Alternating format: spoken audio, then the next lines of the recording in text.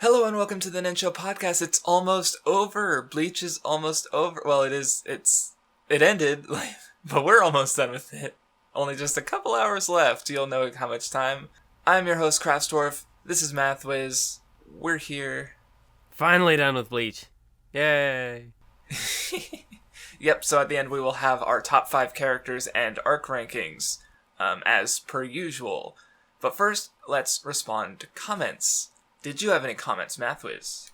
I know that there was a comment by MG Dragon just sort of responding to the idea of, rivals in Bleach, and, was there supposed to be one? Did Bleach even need one? Because I know we kind of talked about that a bit last time. And just to kind of go over again what I was trying to get at last time, because sometimes I tend to be, when we've been talking about Bleach, I tend to be a little more negative, a little more disinterested. Well, and the other thing is our thoughts don't necessarily come out perfectly when we're talking. When editing, I'll be like, oh, this is what I meant, but it's not really how I said it. So, yeah. Anyway, go on. Well, yeah, because, I was saying, was there supposed to be a rival character? Not like Bleach really needed one. And well, it kind of had, 3, or... Because it had Ishida in the first and last arcs, then it had Renji and Soul Society, then I forgot about Grimjo. That's what fucked me up, because in the Arrancar arc it was Grimjo, and Fullbring didn't really have one, so it kind of had rotating rivals. So yeah, but I do think that in and of itself is sort of interesting that each arc had sort of a new rival, quote unquote. Yeah, I think that's what confused me, because I was like, Renji's the rival character, kind of, but Ishida's also kind of the rival. If I just remembered Grimjo, I probably would have been fine, but, yeah. Was that all you had to say, or? Yeah, pretty much. Okay, anyway, Jack King Sky was the one who gave me all the Reddit, post links. I would highly recommend reading them, especially the clarifications on, Yhwach and the final arc in general. Lots of interesting stuff there.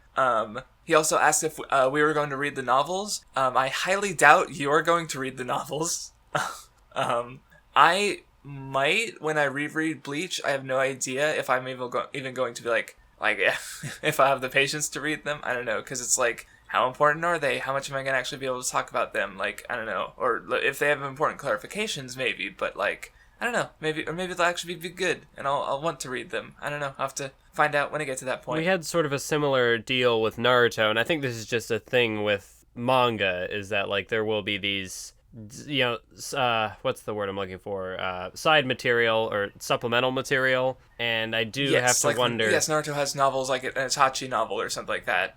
Yes. And at least maybe it's just a matter of perspective. For me, I know I don't think they should be required reading for, the narrative should be able to be crafted within the story itself, but right. I don't know. So I probably won't go out of my way to read the Bleach. I didn't go out of my way to read the Naruto stuff, and I enjoyed Naruto more than Bleach, so no. Yep, that's fine. Rezo Nur talked about the repetition of our car is the same thing as Soul Society, and it's well, I disagree, because the structures of the arcs are still different. Rukia had no autonomy. Orihime was technically had some, she really wasn't quite a prisoner she was, so that was kind of different in how she was treated. And then she was freed halfway through the arc, whereas Rukia was only freed at the end, so that led to some different stuff. But then, and the arcs just had 2 different types of tension, basically. But then, the other thing is, all storytelling is repetitive. One Piece is they go to this island and save some dudes. Every single arc, the hero's journey, the 3-act structure, all stories are the same, you could say. So I don't care about repetition. I just want it to be good. I don't especially the rescue arc, because fucking Hunter x Hunter, One Piece has several, Shaman King, fucking Nisekoi is a harem romance comedy, and it has a rescue arc. I'm not even joking. So it's who cares? You're gonna see rescue arcs if you like Shounen. Why is it a major crime that Bleach has 2 in a row? Oh my god, how horrifying. I don't fucking care. That's all the comments I had. I know that there was one more comment, now I can't find it. By, is that Jalek Respawn? Whatever. talking about Unohana and how, I guess, I had been kind of wondering this, and I figured it was the case, but like throughout the story, I guess this wasn't really carried across in the Viz translation, at least, because they don't have like senpai or whatever, unless they maybe said like Miss. Oh, that's Unohana. right. The people who, yes, the people being very respectful towards Unohana. Yeah, because she's actually fucking terrifying. Yeah, that's one of those things that, like, if I went back and, like, reread it, that's when I would notice. But, like, going through, there's no way I would have picked up on that. But I figured, like, it was the case. Like, there was that little bit. Well, it was the same thing with the Gin and Matsumoto, where you go back and it's like, oh, they're treating each other differently than they do other Soul Reapers, like, implying there's something between them. And then you find out, oh, there is something between them, So... just that fucking long-term build-up and long-term, foreshadowing, which I tend to like, especially when One Piece is much more, like, direct about it, I guess, because with One Piece I feel, maybe it's just because I'm more obsessive about One Piece, but when something happens, I'm like, oh, it's that thing, like, to the point where my friend, okay, yeah, it is just me, because I've had friends not notice stuff where I'm like, this character show up, and I'm like, dude, it's that character, and they're like, what character? And I'm like, oh my fucking god, I hate you. So it's just me, like, so yes, there's someone out there who's like super obsessive about Bleach and totally picked up on every single one of these as it was happening, I'm sure, just it wasn't us. So anyway, that was your last comment? Yep. You probably said yes, but Discord didn't pick it up. God dang it. Yes, I did say yes. Okay, there it is, now I can hear you, fucking Discord. So anyway, before we actually get into the discussion, we need to kill a joke that's been dead for too long, because I forgot it, like, in both the last two episodes. In the Fullbring arc, Hitsugaya teleported behind Yukio, and Tsukishima teleported behind Byakuya, and then I think in the last stretch of chapters, one of the Quincy's, Opie, teleported behind Ichigo, and another one teleported behind Soifon, and that's all the ones that I noticed, so there it is, the joke is over and dead, and we can stop. And no, I'm not doing a counter of anything for One Piece. It was too much work for like no pay. Like I don't even know how many teleports there are gonna be because I don't count until I actually I think it's over 30, but I count in the editing process because it'll be like, oh, this is the third one. When you hear the ding, you can check the screen and see how many there were. So I can't even check because it's the last episode and I forgot. And even then, it's like, what's the payoff? Like, okay, they teleported this many times. Yeah, in 600, 700 chapters or whatever. So, that was a mistake, basically, is what I'm trying to say. So anyway, into the actual discussion. So yeah, Ichigo came back, saves Kenpachi's ass, and gets in a fight with the girls. You get a brief moment where Basby betrays, like, he shoots one of the girls because they're, like, going after Ichigo, but then Yhwach comes in and we find out that Ichigo fucked up because he came down because the robes he came down had the Zero Company. So, because we just found out that the Zero Company is the only one who can enter the Spirit King's realm, and so with Oken, and Ichigo basically brought Yhwach the key. So what I'm wondering, Ichigo kind of fucked up by jumping basically straight down instead of taking the stairs. But I think he always had the robe, so he just sort of expedited, I don't know, he just kind of expedited Yhwach's plan, I suppose. Because if he'd waited, then shit might have been worse on the ground, but Yhwach would have taken longer to get up there, so... Ichigo, you fucked up. Oh, we see Ishida, he comes in, and so do Chad and Orihime, and all the Soul Reapers, and everyone's here. But everyone kind of is like, oh yeah, Ishida probably has a reason to go with Yhwach, and we do find out what it is later, but it's not really... I don't know, it's when you're building up to a mystery, and we already know the end of the mystery, then it's like, okay... Yeah. Anyway, Yhwach gets to where the Soul King is, as do... Oh, and the Urahara has its own cannon. I don't know, just things happening. Oh yeah, seeing Ikkaku, because there were, some, from... That's the thing about the ending of Bleach, it's the way people are saying, oh, it's terrible, but it's there were a few things that weren't wrapped up, but it's I don't know, it wasn't a bad ending, I didn't think. The one thing I felt because I feel like Ikkaku didn't really get, he was obviously building up, to, through his arc. He got fights in, every single major arc after he was introduced. The Arrancar in particular had, was setting up something. And he was there during, the final parts. He was there with Kenpachi and stuff.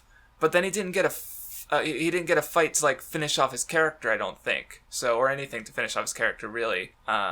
So it's like, I wonder if he was like sort of one of the, left on the cutting room floor, so to speak, because again, Kubo's health was failing, and he did finish the manga as he, to the conclusion he wanted, but he did want to do more at the same time. So, because he just literally wasn't able to, as we've said several times. But so he obviously had to make some concessions, and I think Ikaku was one of them. So anyway, I guess we get some fighting because we got the fucking lady making zombies, and Kurasuchi made some Arankar zombies. But is this straight up like Kurasuchi's fight? Because Kurasuchi's fight in general was first is that guy, the fat dude, whose thing was love, and he was like, he was actually just brainwashing dudes, and that was a thing. Did I have anything to say about that? See, okay. Here's my problem.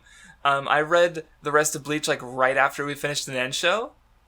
I skimmed it the other day a little bit just to check a couple things, but I didn't skim the whole thing, so it's actually been a little while for me. You just read it like within the last couple days, right? Well, the thing is, unlike normal, this time I did try to space it out a little bit more, because after you had read it, you were like, you're probably not going to be a big fan of this stretch of chapters, just, knowing my tendencies with Bleach so far. Okay. So I did space it out a bit more, and now my problem is that, like, not by a whole lot, like, I finished most of it yesterday, but I did read, like, a little portion a couple of days ahead, and now everything just feels so disconnected that I'm just like, oh, that's right, this was the same stretch of chapters. I mean, I don't know, I feel like a problem with this particular episode of the podcast is that I'm not going to have much to say of much of anything. Because, observations, but... I don't really have much to say about a lot of these fights, except kind of like, yeah, they happened, and I liked or did not like them, and that's, Like, this fight, I guess with the Kurasuchi one, the zombie thing was interesting. It's, again, like, Kubo matching up opponents with characters because they have a connection of some sort. The brainwashing dude. Yeah, I was actually, the brainwashing dude was The Kurasuchi one I was actually thinking of was actually against the left hand. Later on, that one was good. See, my other thing is that a lot of my thoughts are coming from like the analysis I read after the fact. Like that's what's fresher in my mind than what actually happened, or what my actual thoughts on what happened. Because like right after I finished Bleach, I went and read a bunch of the analysis that I wasn't able to because of the spoilers. And there was a lot of good and interesting stuff. But it's not my thoughts, and I tend to stray away from not saying my thoughts. But now I'm like, wait, what were my thoughts? I fucked up. But anyway, we get a bit more of like Yhwach taking from, those under him, because he keeps taking the power, like, because he can drain their that's the thing, he gave them their soul, piece of his soul in the first place when we saw that from last time, since he was a baby, he could like trade soul powers with those, and now, but he can also take them back at will. So he kept doing that every so often. So what did you think about the fight between, if you have a thought to think or to say, between Ichibei and Yhwach? Because that was kind of cool. Like there was a lot of good art with the fucking paint shit going on, and the powers were cool. I liked it. Well, see, that you talked about art, so I'm just gonna say it now, because I remember there was a comment, or maybe it wasn't a comment, it was I think it was a Curious Cat question you got. Someone just asking, like, were Mathwiz's opinions maybe a little too informed by that Super Eye Patch Wolf video since he hadn't seen Bleach? And one of the things I remember Eye Patch Wolf saying was that the art gets worse around, the end of Bleach, and I just didn't see it. Like, it was pretty consistent up until the end. I mean, maybe he meant like literally like the last few chapters when Kubo's health was at its worst, but I don't know what the comparison he made was, because the Thousand Year Blood War in general had lots of great art. So yeah, I don't know. But yeah, I mean, one thing that I like, of all the problems I have with Bleach, the art was never really one of them. The art's great, and that was consistent up till the end.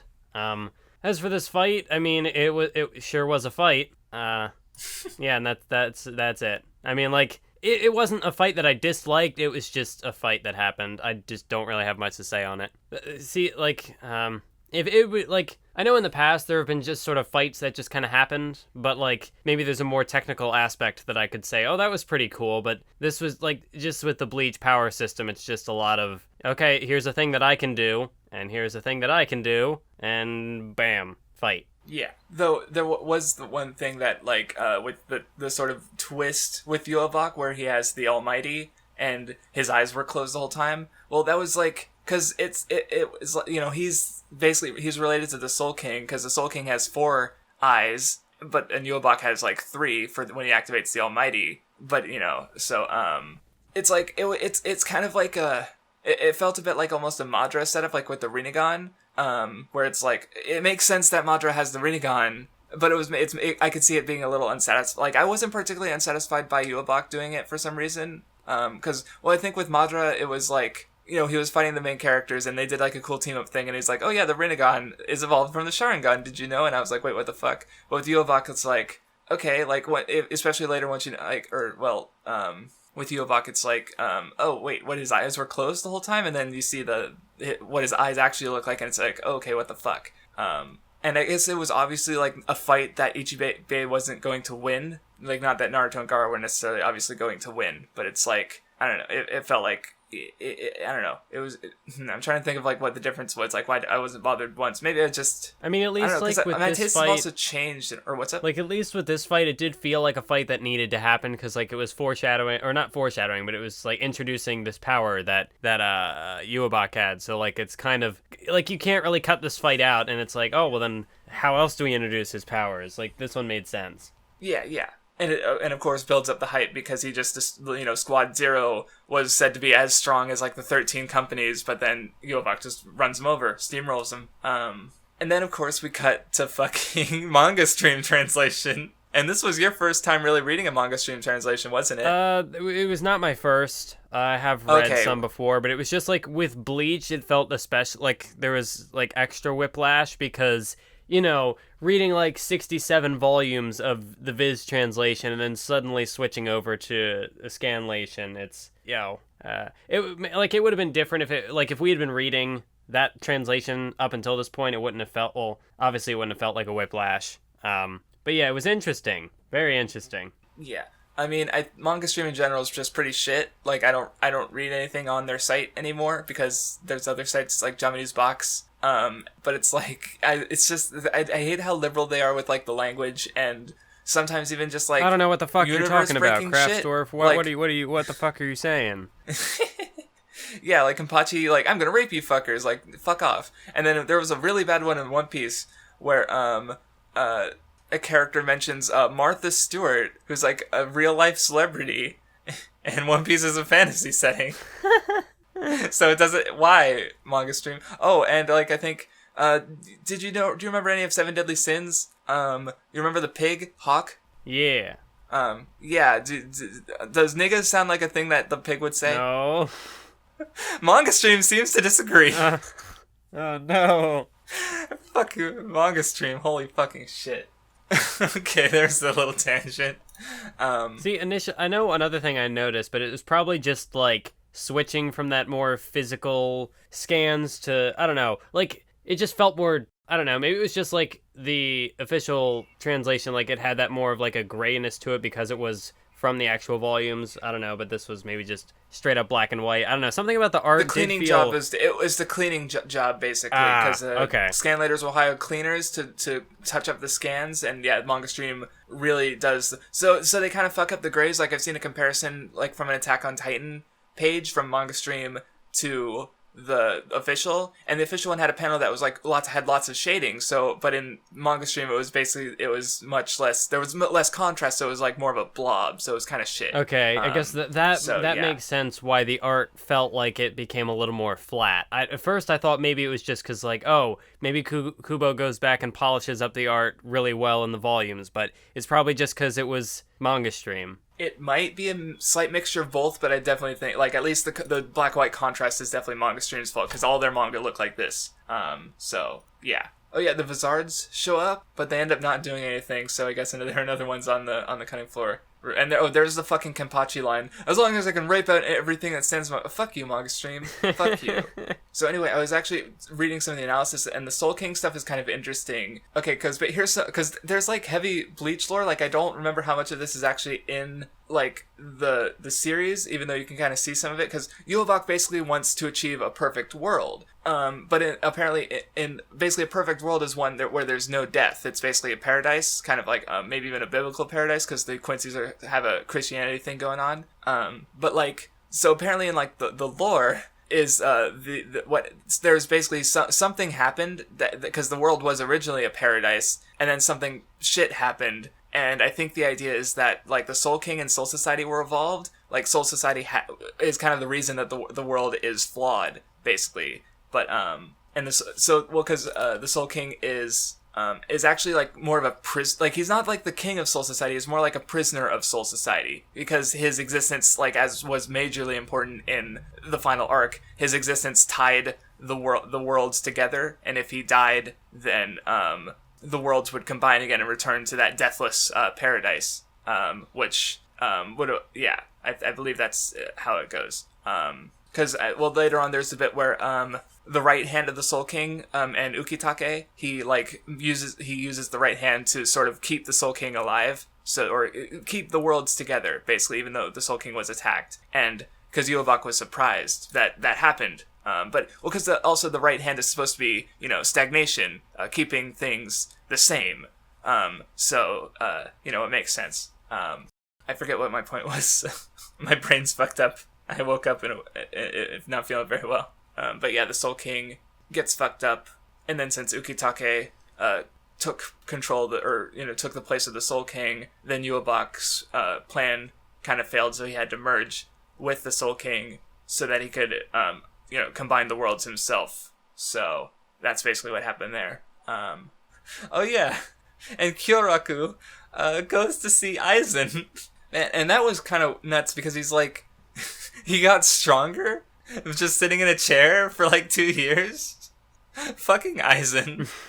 Because I guess the thing is that like after the he's still like transcended, so even though he doesn't have the whole Gyoku anymore, because I'm pretty sure that got removed, he rejected him, but he's still like beyond like a Soul Reaper. So because he was like stuck in a chair for like most of the arc, and he was still doing some fucking crazy ass shit. So because he's fucking Aizen. Oh yeah, so Grimjo was alive after all. That was kind of surprising. Yeah, I had talked to you about this off the podcast, like, what happened to Grimjo? Where'd he go? Because, like, it didn't seem like Ichigo killed him, and then, boom, here he is. Wait, did we not talk about it on the last podcast? Because we were talking about how, like, even if he was alive, Halibel outranked him, so she would have been the top dog, but he didn't show up in the Arrancar stuff. And yet, here he is, so he was actually alive. I thought that was on the last podcast. Maybe it wasn't private. No, maybe it was.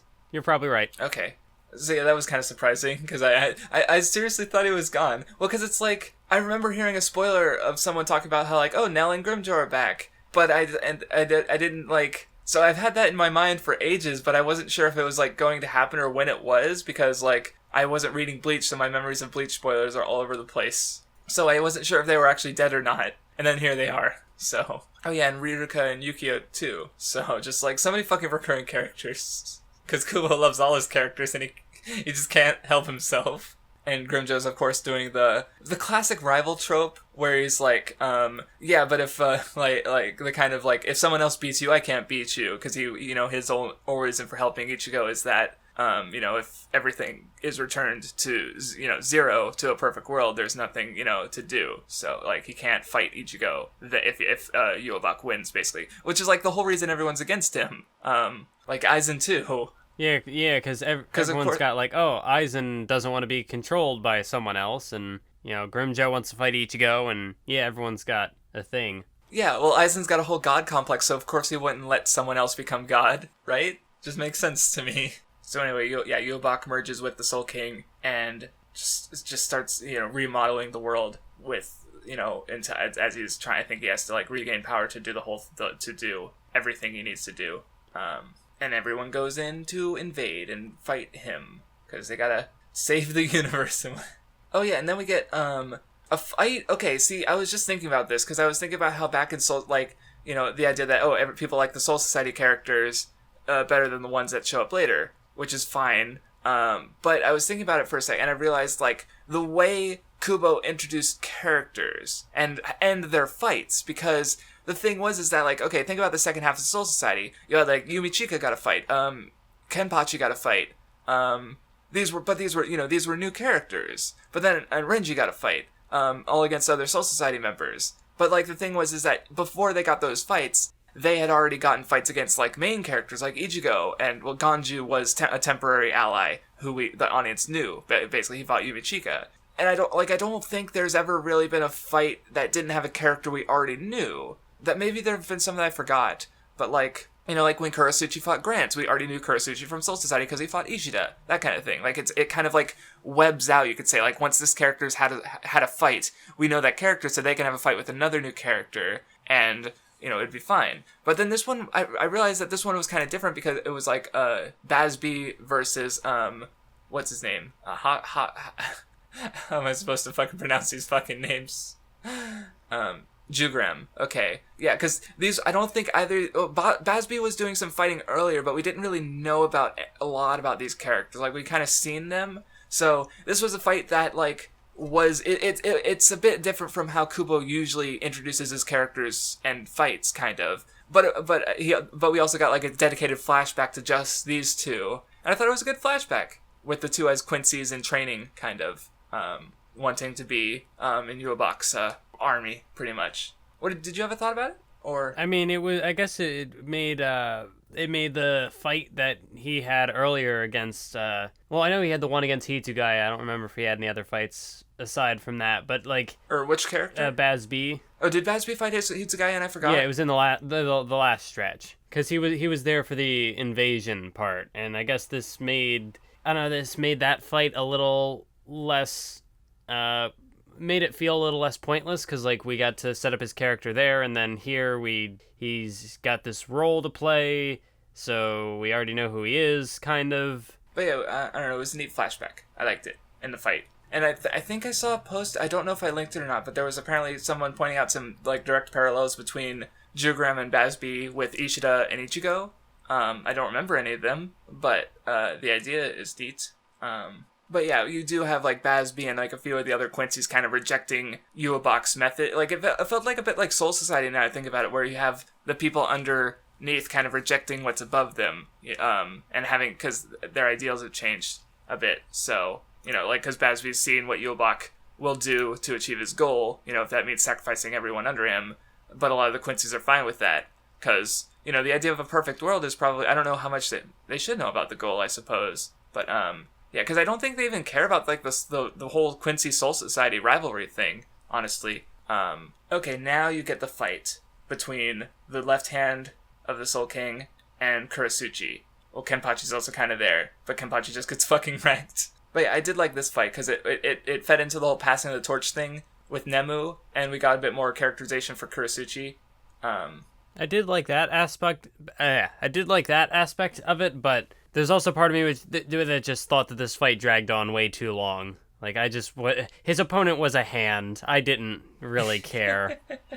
Like, I like the passing of the torch thing. Well, you know, whatever sort of a passing of the torch you were able to get out of that, because then the character, well, Well, like, the thing was, it's more of, maybe it's not less passing, well, because Nemu kind of died, so I'm not sure about passing the torch now I think about it, but he did make another one later, as we found out. Well, because it's like, the thing was, is his whole, Kurasuchi definitely has grown, because, like, his whole thing was, like, you know, when she was, like, defending him and going against his orders, you know, she was making herself too valuable to lose. And, you know, and so it was like his whole thing is that, you know, perfection is pointless, you know, growth has to be constant. But Nemu also kind of grew in a way that kind of went against what he wanted. So, I did think it was... You know, and you know, well, because Nemu evolved and progressed beyond his expectations, which is what he wanted. But it also wasn't what he wanted in a way. So it's kind of interesting. Like, there's, like, a conflict there. So, I did think it was sort of interesting that you kind of got... I assumed that it was sort of, like, in Kurasuchi's mind, but, like, you got the scientist Arankar guy came back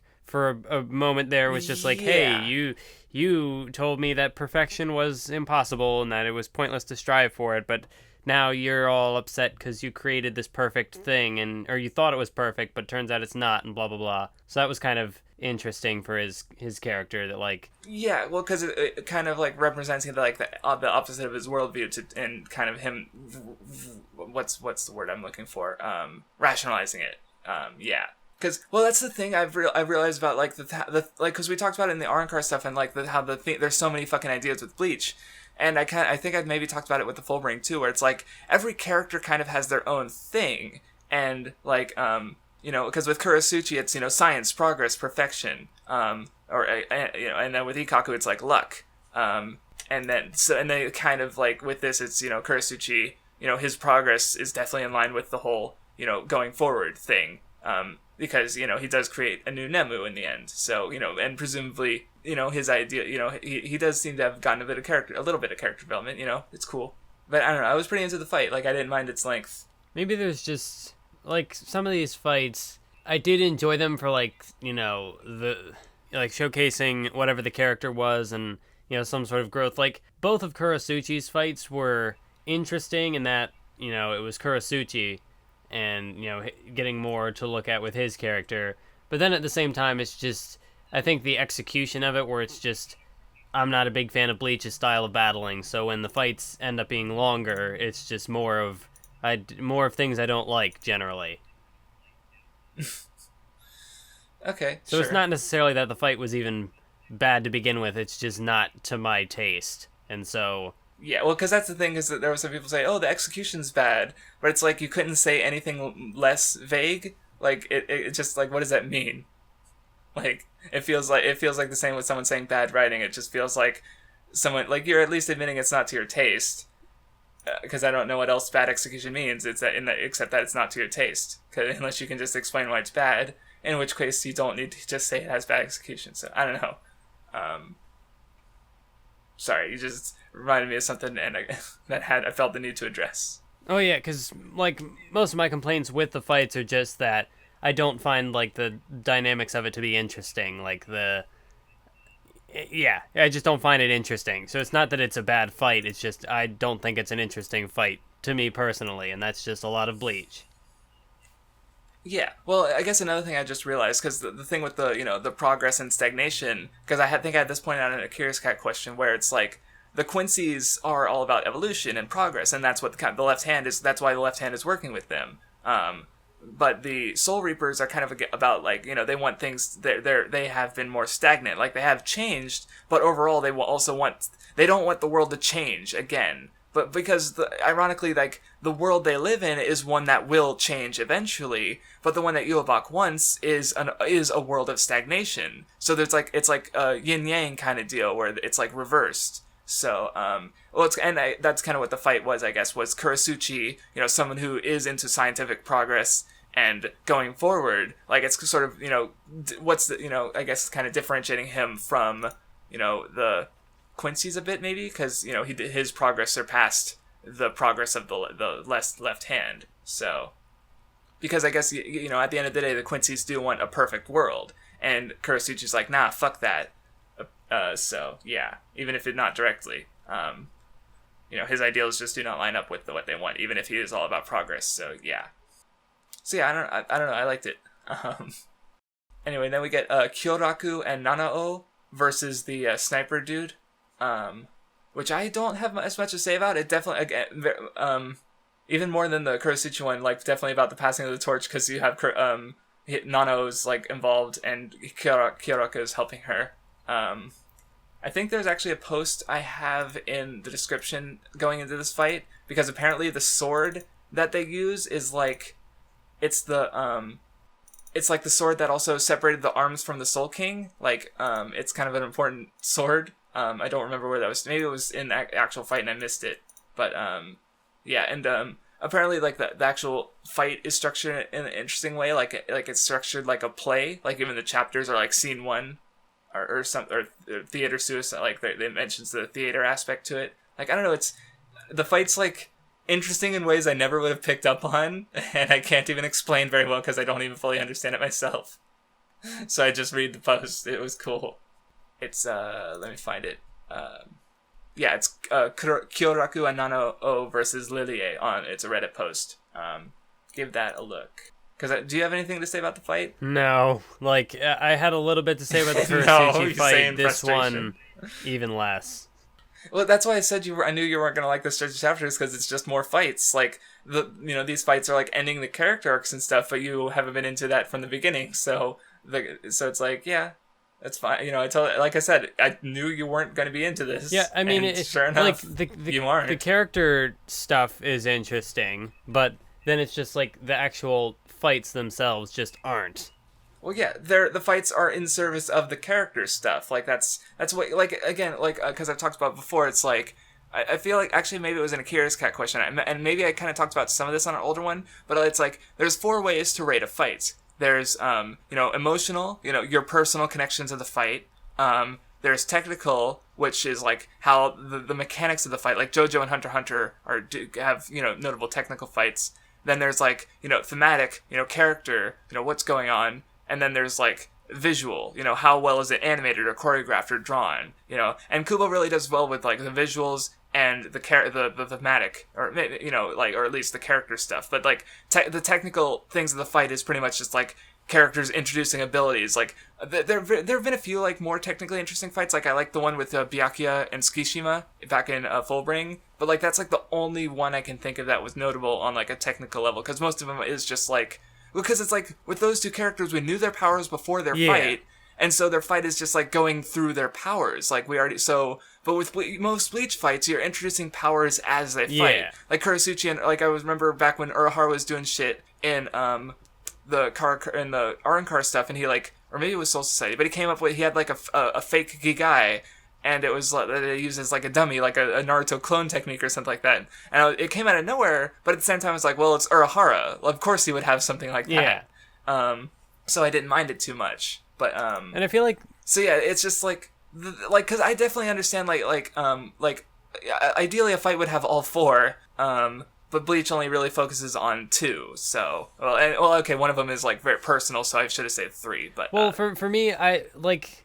To make a comparison to, say, My Hero Academia, where the fights aren't super complex either, like those are relatively simplistic. Like there generally isn't too much of a technical thing going on with it. But like I don't know, with Bleach, I don't really feel much pathos out of the well, not all, like some of the fights have it, but I don't know, like a lot of these more fights that are just building up to Yhwach, like I'm not, and it's not just with this arc, like all throughout Bleach, I've kind of felt this where most, like maybe not most, but a bunch of the fights don't really hit me on that level. They don't really hit me with pathos to make me like, okay, to make me care about it, even if like it's not very technical. They don't get you on the emotional level at all. Like it's with Hero Academia, you like the characters better, you're more interested in the characters, or for whatever reason, emotionally it gets you harder. But with Bleach, even if you could say like if you read that the post on Nano and Kyoraku and we're like, okay, yeah, this is good on several levels, but you still that's not going to make up for the lack of emotional connection, like no matter how quote unquote good it is,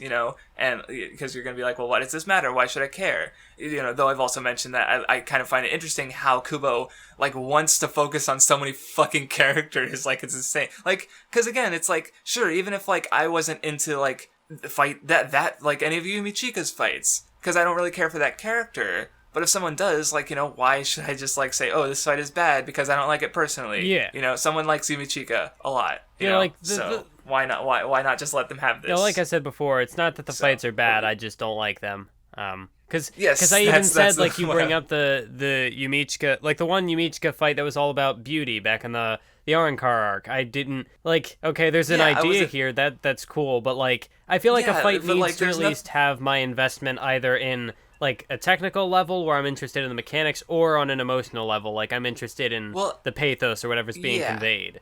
Right, so you're more interested in that's fine, and that's more of like an like entertainment aspects to it, even like if something to like I love a technical fight, but at least with a like one that's more about ideologies, I can say, okay, yeah, that's cool, because I do think I like technical fights more. Like I love creative power uses. But I don't mind, the more thematic fights. So, which Bleach loves. Like, if I loved the thematic fights and didn't care about the technical ones, I'd like Bleach even more. I think. So, yeah. It's kind of interesting because I never thought about, like, rating, like, how much I like each of the 4 aspects. Because, like, visuals and stuff are cool, but I don't, like... I'm not, it's like the Sword of the Stranger has really great sword fights, like, throughout the whole movie. And, like, they're visually cool, and I kind of like the movie on that alone, even though, like, there's not a lot of, like, technical, like, creativity or, what's it called? Maybe there is more of a thematic thing going on than I remember. I don't know, it's been a while since I saw it, so... I don't know, there's, like, a lot of different ways to rate a fight, so... And it's kind of neat to... Because that's the thing, because another thing I just realized with there being so many fucking characters in Bleach is that, like... Yeah, well, every one of them, like, is going to be someone's, like, one of their favorite characters ever. Just because that's just how, like, popular things work. Is, like with Pokemon, there's 800 of the fuckers, but every one of them is someone's favorite for some reason or another. But the thing is that because there's so many characters in Bleach, even if there's, like, ones that, like, everyone will like someone, most people are not going to like all of them or care. So because there are so many, like I can't, and like Renji's like a one I don't care about, but he's been in the top 10 character polls several times. Like he's a liked character. I just personally don't care about him, But I mean, I could say the same thing about Kakashi or Jiraiya, even though I got more out of Kakashi and Jiraiya than I did Renji. So maybe a bad example, but like because they were also popular characters, and I was like, yep, they sure are doing what works for the story. So yeah. So anyway, moving on. But yeah, I guess a final point is like we neither of us were too into this fight, but like whoever wrote that post was super into this fight. So it's like which is kind of feeding my points on like someone likes these aspects of Bleach even if like they're not for everyone. So yeah. So anyway, moving on, we get to Miracle Garrard, the giant dude who fought like everyone. I'm not sure if I had to, like, cause like. You get some stuff happening, but ultimately the fight ends because Yhwach ends it. Oh no, wait, I guess before you get that, you get Yoruichi and Urahara, and technically also Grimjo against the one dude with the lock of hair in front of his face. That fight I also wasn't too into. Yeah, the thing with this guy was there was a lot of like cutting back to and away from, so like.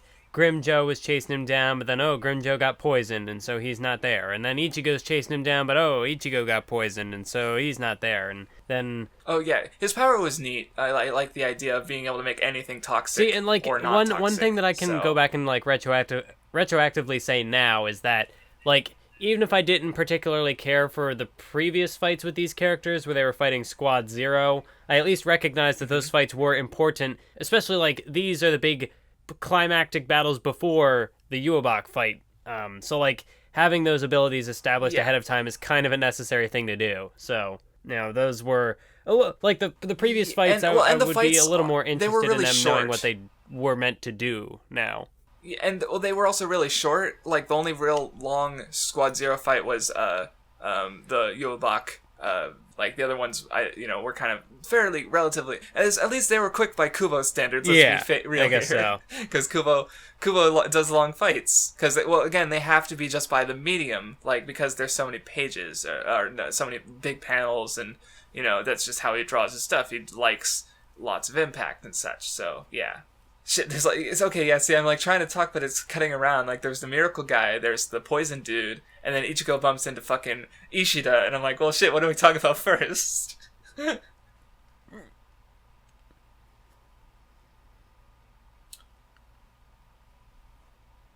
But yeah, we do find out Ishida's deal that like he doesn't care about the Quincy's or Soul Society. He just wants to, he's just interested in his friends. So yeah, that should have been what I expected the whole time. Yeah, I wasn't a big fan of Ishida's, role in this arc. Like, I mean, I guess it was fine, but like I like the payoff in particular, and well, because his ability antithesis. Like, okay, someone pointed out because we were talking about how like we didn't know how he survived Yhwach's stuff. I think someone pointed out, because Jugram has balance, Ishida has antithesis, and Yhwach has almighty, and it's basically like a rock, paper, scissors against each other. Because, Yhwach is almighty, so he can just change what happens. Balance, balances things out, and Ishida, antithesis, like, reverses things. So he can reverse almighty, but balance can alter whatever he reverses and negate it, or not negate it, like neutralize it, kind of. Well, Yhwach can just like undo any balancing, so it's like a rock paper scissors thing. So kind of neat. But like I'm trying to think, like, what fight do we fucking talk about first, because it keeps jumping around. Okay, yeah, so I guess the first one is the Yoruichi one, which I don't have much to say about, except that Yoruichi's kind of hot, but like whatever. Oh yeah, except they all die. Yeah, everyone died. I guess that didn't really sit too well with me, and this is like a real nitpick on my part, probably. But it just felt like their death was kind of pointless. Like, I know with Urahara, he's like, oh, sorry to leave everything to you, Ichigo and Rukia, but like, why did he have to? Like, it doesn't feel much like a passing of the torch moment here, because what was his death in service of? Like. Well, yeah, because he, Yoruichi, and I guess Grimmjow all... maybe they died. Like, I think they died. Maybe it was confirmed somewhere, because I think someone clarified it for me, but I forgot. Because I've gotten some... Like, on Curious Cat, I've got a few followers who are, like, super into Bleach, and they've been linking to me a bunch of Bleach analysis that I've also read, or clarifying things individually. Like, when this episode goes up, I'm gonna get, like, 30 Curious Cat questions from the dude, like, just sort of listen... As he listens through and has things to comment on, and he's probably writing something right now about me commenting about him, even though I don't know who he is on Twitter. He's just anonymous. But it's like, so I feel like this got clarified, but I guess, because they didn't show up again afterwards, so I guess, like, the takeaway is that they're fucking dead. But yeah, I don't know if there's any more takeaway to it beyond that. It's just they're fucking dead, because, well, I like the bit where he's like, the 5 people who are the biggest threat to Yhwach, like, who was it? Like, Kenpachi is fucking strong, Ichigo's unpredictable, and Urahara's a smarty boy. So Aizen is, just fucking, he's got crazy spirit energy, and Ichibei is wise and knowledgeable. So, what did you have to say? Well, I don't know. This wasn't a fight, or not the fight rather, but just like, when I'm thinking about like, whether or not these characters died, it was like, I think, like, I know a character like Gin was a character that I did like having in the story, but like, even when he died, I was like, I know at the time I did sort of complain about it, but looking back on it now, I don't really have any issues with it, because like, it makes sense for his character arc that like, this was, the price of his vengeance. Like, he ended up dying because his desire for vengeance consumed him. Whereas with Urahara, and like, also if Yoruichi and Grimmjow ended up dying here, it's almost like, with Grimmjow in particular, I almost wonder, why did he have to make a cameo? What exactly did he accomplish that couldn't have been accomplished by someone else? That's pretty much it. He was the one who happened to be around, because I wonder if this is maybe a casualty of Bleach's looking at the page count, like, I'm only 500 pages away from the end of the series, so I'm wondering if this, but it's like, because it's hard, I don't want to just like make that excuse for like every little thing that's wrong about the ending, because it feels like a bit unfair, but I don't know. Well, yeah, because like, it doesn't mean that it's good just because like, Bleach had to end because of Kubo's health, so it's just like, this could be why this happened, because like, it's like but it's still unsatisfying, because it's like, well, because all I can think of is like, okay, Urahara was the guy with the contingency for everything, but he still was in a situation where he basically had to die. So, okay, maybe I'm missing something to the characters involved here that would make me because that's the thing with Bleach, is I feel like when there's something in Fairy Tail that's weird and I don't get it, or just outright like a contradiction. Okay, Fairy Tail's a bad example, but I know Fairy Tail well enough that I know it's a fuck up. But with Bleach, like, it could be, there's so much Kubo, like, there's so many fucking Buddhism references and Christianity references and Nietzsche references. I'm just like, and like the fucking play shit with the Kyoraku stuff. I read through the fight, and then I go read, and they're like, oh, he structured it like a play, and I'm like, wait, oh, okay, and then it was like, and then explaining like the other details to the fight. I'm like, oh. Okay, I never would have caught any of that. I also feel like part of the issue is that if Bleach references a lot of things, and like that's cool. I guess like to draw a comparison, like Kaguya in Naruto, she's a reference to this obviously I forget what the myth is called, but it's Kaguya, Kaguya, the tale of Princess Kaguya. But like, yes, so it's cool that she's a reference to this thing.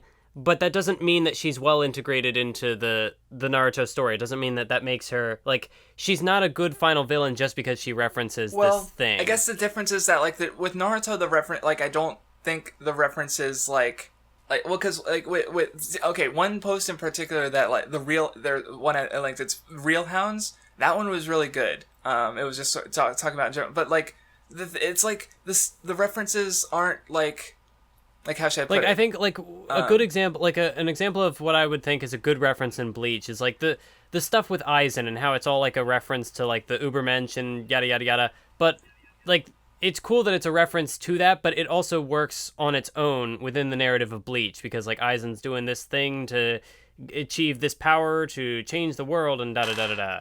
And like Ichigo's got to stop him, and like especially with like the role of Urahara as like the last man or whatever, like it works in the narrative of Bleach as well as being a reference to this philosophy.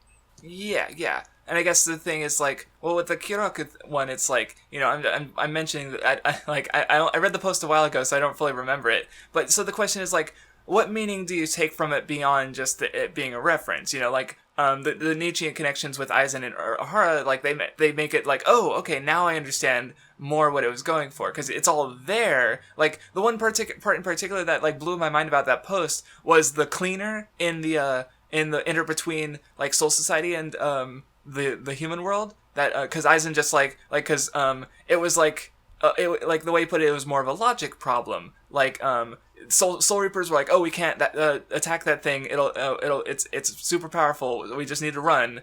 And Aizen's like, no. Like it was like, so basically like Soul Society had this rule that no one questioned or thought about because it was like a long-standing tradition. Yeah. And Aizen's like, question everything because that's like the Nietzsche's whole thing.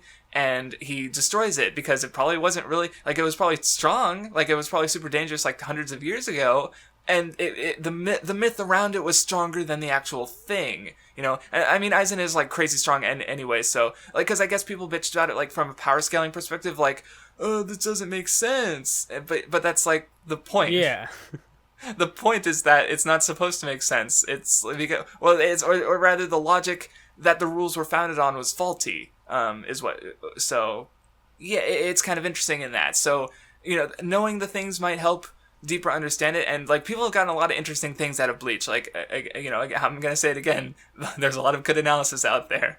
That just like, especially the clarifications, they just like click so much into place. Like I should have recommended you read them. Because then I wouldn't be like struggling to remember them because I read them like 2 weeks ago. Oh god. Yeah. See this. I'm not gonna have this problem with One Piece because I've read One Piece like 3 or 4 times, so I just remember everything. I guess I'm also a little salty anyway, because I liked the dynamic. Like I like the dynamic between Yoruichi and Urahara, and so then if it's just like, oh, now they're dead and their deaths felt kind of pointless, then it's like, no, Kubo.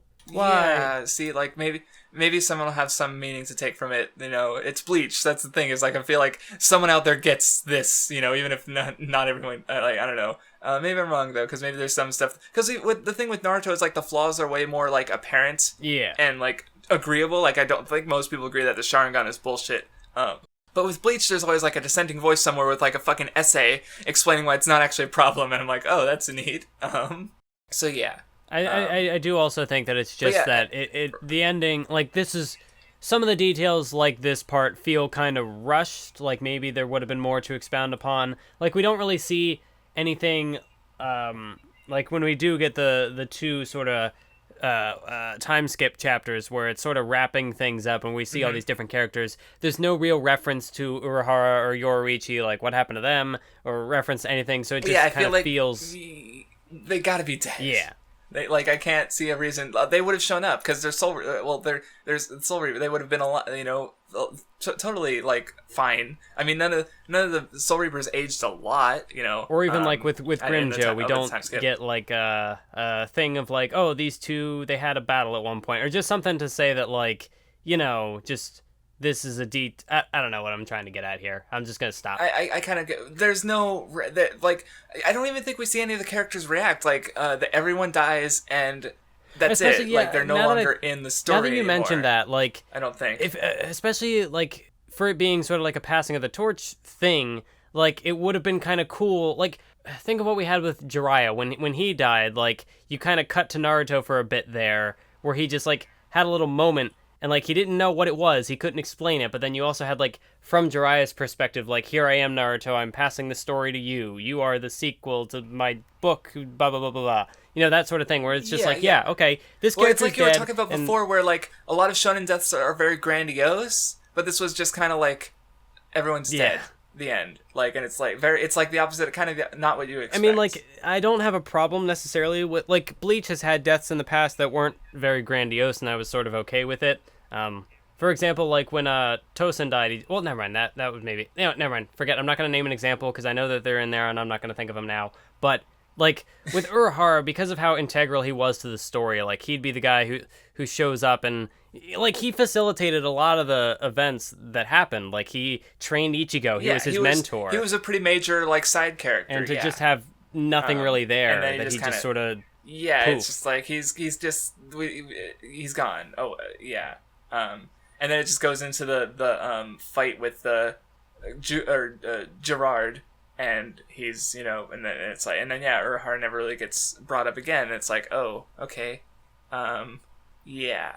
But even then, like, there were just certain things that felt kind of off. Like, we introduced Yoruichi's younger brother, and it's like I think it was mentioned that she had her family before that she kind of left. I don't know if it was mind it. It was definitely it's definitely weird of Kubo to introduce a new character this fucking late in the story. That's what I'm getting at. Like, maybe it was supposed. And there was, I guess, a slight little passing of the torch there because he was like trying to impress his big sister. But then I also wonder, like, with the way that like the thing exploded or like the poison thing that killed everybody, like, was the younger brother also caught up in that? Like, we don't know. We didn't see anything of this character inherited the family. I need to check again, and I'm already past that in my scroll through. So, and then there's also like Nell. Like there was a moment where like stuff was happening, and you cut to Nell on the outside, and it looked like she was gonna charge into the thing, and I was like, is she gonna get them out of there?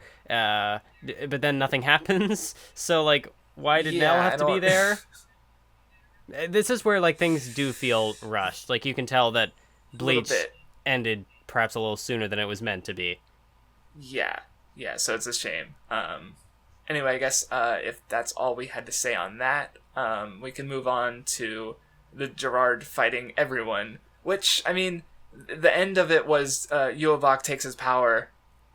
So that was a little like, oh, okay. And you know me, Craftsdwarf. You know how I feel about these big dudes showing up and like, oh, everybody's got to gang up and fight them. You know how I feel about those fights, so you can probably take a guess at what I thought of this fight. But Kenpachi got his Bankai after all. I mean, this is entirely a nitpick, but like after so long of building up to Kenpachi not having a Bankai, I mean, like, it makes sense in the story. I don't really have a problem with it, but part of me is also just because it's like, the thing is, it's like, I feel like what was holding Kenpachi back was like the whole thing. Like, I was talking to someone else about the Kenpachi stuff, and he pointed out that like Kenpachi was always holding himself back, but when you think about it, he also was never really Kenpachi. Like, he was never the strongest, so he never like but now he is. He defeated Unohana, so now, and he just goes straight through fucking Shikai and Bankai. Like, he might have always been strong enough to do it, but it was his mental hangups of holding back that never allowed him to. So, but now he doesn't have those anymore. So of course he just goes straight into Berserker mode and fucking goddamn Kenpachi. Fucking Kenpachi. He's so good. But yeah, he just, he fights a bit. And, it doesn't turn out. Because his body isn't even strong enough to handle his fucking power. Because he stops holding back. He takes off his eye patch. He goes Bankai. Like, he's fucking going at it. And, it's cool. He fucking rips off his arm. Like, I thought it was cool, Kenpachi doing stuff. But then it's just like, oh, he's still not strong enough for his own power. And then, Hitsugaya comes in. And Hitsugaya is like Renji in that he's super popular.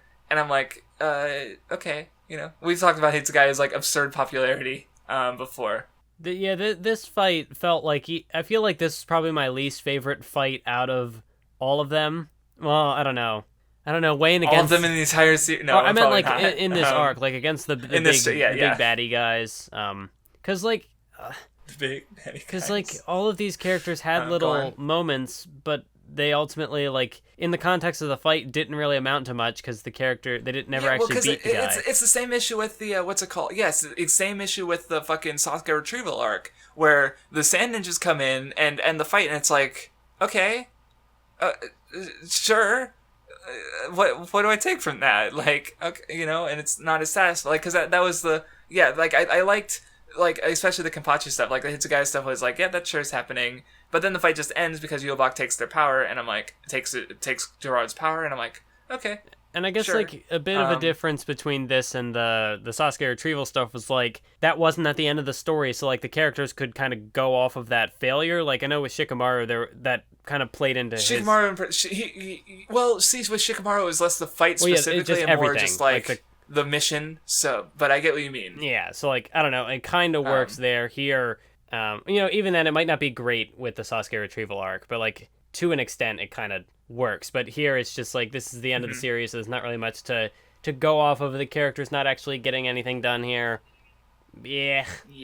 Because it makes me wonder, like, because then, you do bring up Yhwach, reclaiming his power, so then it really only emphasizes the pointlessness of Urahara's death, because, like, if that fight had lasted just moments longer, then that guy would have had his powers taken, and it's like, Kubo. Anyway, I get, was that all we had to say about that fight, Gerard and Hitsugaya and fucking Kenpachi?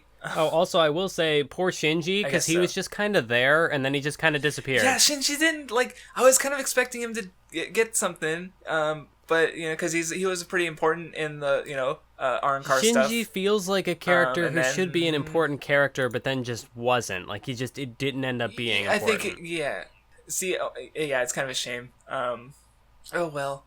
But anyway, moving on, we go back to Ichigo and Orihime going after Yhwach, and we get a good moment because where like Ichigo fucking like relies on her. He's not saying like stand back, I'll protect you, like he was like for like most of the series. He's like, let's go. Like they're mutually fighting and protecting each other, and I'm like, yes. Yeah, that was good. Too bad poor Chad got left behind. He had to fight the dummies and didn't really get anything. So I forgot about Chad. Yeah, that's the thing, because Ishida kind of comes in later too. So you have the three of the mains. Pretty much everyone but Rukia and Chad out of the main character, and of course, like Chad's the one who gets left out. Like. Although, like, I did like this opening bit against Yhwach, where you did have that moment where Ichigo's like, okay, back me up here. And then you also had what happens not flashback, but like a cool parallel to the Ulquiorra fight, where Ichigo was able to channel that berserker power, but he was able to do it of his own volition. Like, he was able to control it. It's also that, like, when he was getting in over his head, Orihime was there to protect him. Like, she saved his fucking ass. Because he was, Ichigo's willingness to put trust in Orihime paid off when she protected him when he needed it. So it was like, yes, like, if that didn't happen, then Ichigo would probably be fucking dead. So it was cool and good. And of course, like, and her saving her even gave him a power up when he mixes his hollow stuff. Because then you do think before with the Ulquiorra fight, he was so focused on like, I have to protect these people because they can't defend themselves, and that's why he went berserker mode. But here he works with Orihime, to a degree. Orihime wasn't super impactful in this fight, but like you can see what was happening here, and she did enough. And so like I felt satisfied by the payoff, because you finally have it, like, there it is, there's the mutual protection. There's, Orihime is no longer letting herself to be protected because everyone was like telling her like, to not do anything. You're too weak. It's not like Ichigo had to rely on her completely, but he relied on her enough so that like, when he used his power, he wasn't channeling his power because like he was out of a desire to protect Orihime because she couldn't defend herself. He was using it just like alongside her defending him. So like, he didn't have that the mutual protection that we kind of been waiting for. Finally happened. He didn't have that the same toxic mentality that kind of came back to bite him in the Ulquiorra fight, where he just went berserker. Like he got over that. He's more. Yeah, and he literally, like, it's right there in his, like, design. He's merged his hollow self with his, he's able to sort of, like, hollowify in a different way. Like, actually, looking at the eye thing reminds me of Ulquiorra, even, where he's got, like, the black mark down his face and the black-colored eye. Like, that reminds me, maybe it's just me, but especially the face markings just reminded me a little bit of Ulquiorra. Like, it's probably closer to just his mask and stuff, but it's just, the hollow design just made me think of Ulquiorra for some reason. So maybe that was intentional, who can say? Yep, but of course, even then, like, Yhwach is still fucking Yhwach. So he does win in the end, but like, I love the pair of 2-page spreads where Ichigo pulls out his Tensa Zangetsu and then it's just immediately broken because fucking Yhwach can just change. He can just change what happens because he's just so fucking broken. I guess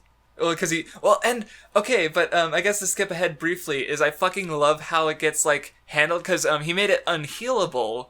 But then Tsukishima, whose ability is to change the past, who has the perfect counter to Yhwach, and he changed it.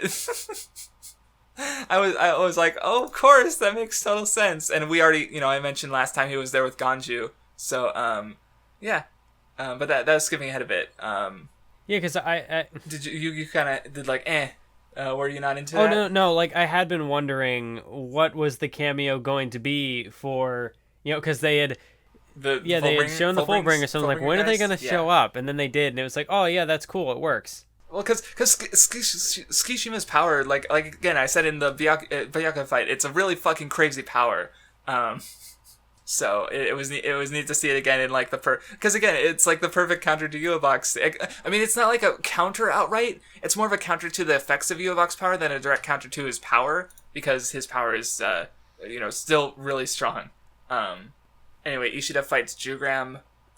Did you have anything to say about that? Because that we already mentioned, like, he doesn't care about the Quincy's or the Soul Reapers. Ishida, rather. I mean, like, I guess it didn't feel like a super satisfying conclusion for Ishida's character arc, but there's probably more so that his character arc wasn't, what was his character arc? It wasn't super compelling to begin with. Well, it was more that it was like, well, because Ishida does get a little bit of a payoff later, as we'll talk about.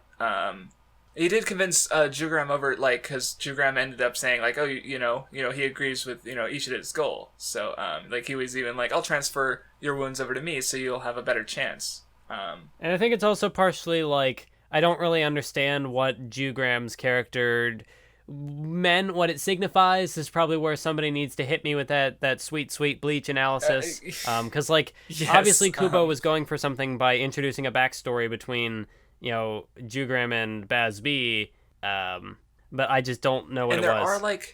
There are analyses of, like, the Quincy and stuff, but, like, I don't remember if there was one specifically talking about this, and if there was, I forgot it, and, like, I'm trying to remember, like, there must be something here that I'm missing, because there was that's right, the future sight thing, because he was able to sort of use some of Yhwach's power to see the future, but I don't remember what that...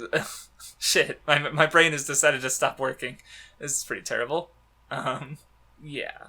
But I guess we're almost done, because, Ichigo gets his, Tsukishima changes the past, Orihime fixes his sword, Ishida gets the silver arrow, which the silver arrow is made from Ishida's, mom, who Yhwach killed with, the cleansing thing. So basically what I thought was kind of neat, because, like, Ishida has no stakes in the Soul Reaper Quincy thing. Like, he's not helping the Soul Reapers or the Quincy's. He's just, so the way I see it is, like, because Kubo deliberately went out to set out with the Soul Reapers and the Quincy's, like I talked about earlier, about how, there's the yin yang thing with the evolution and stagnation and progress and stuff with their respective goals.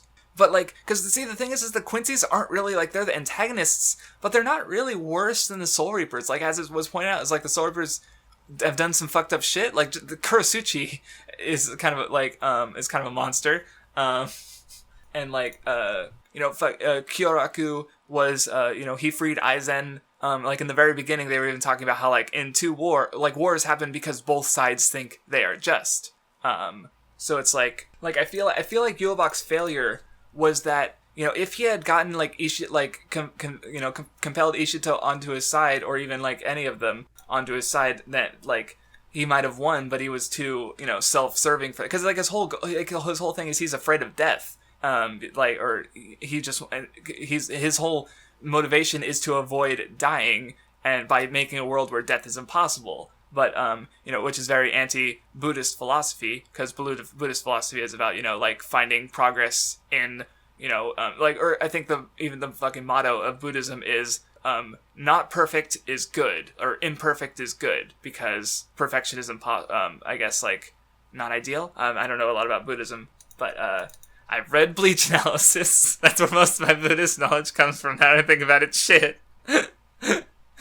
But yeah, so like Ishida, he was the appointed successor of Yhwach, but he ultimately rejected Yhwach and brought him down with the silver arrow that was also Yhwach's failing, because he was cleansing his the impure ones, the impure Quincy's, which is like again just not thinking for the future, just thinking about himself. So it was that self-centeredness that sort of brought him down, because his the arrowhead negated his powers, and Ichigo did the finishing blow. So, and Aizen was there dicking around. That was good, because he says this fucking classic, "Oh, did you think that was really Ichigo you were stabbing?"